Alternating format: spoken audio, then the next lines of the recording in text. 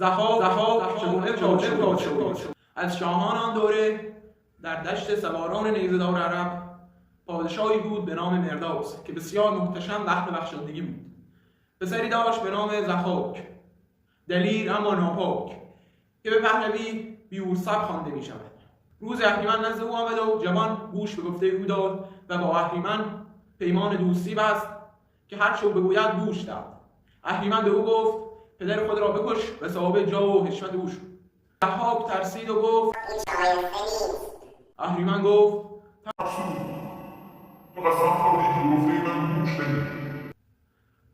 در سرای شاه بوستانی بود که هر شب شاه بدون چراغ آنجا میرفت و تن میشست. ضحاک به گفته اهریمن در آنجا چاه کند و درون آن را با نیزه‌های زهرآلود پر کرد و روی آن را با شاخ و برگ پوشاند. پادشاه شب به آنجا رفت و درون چاه افتاد و مرد. ضحاک به جای او نشست و پادشاه آن سرزمین شد. که ضحاک روی تخت پادشاه می نشینند تازه داستان ما شروع می شود.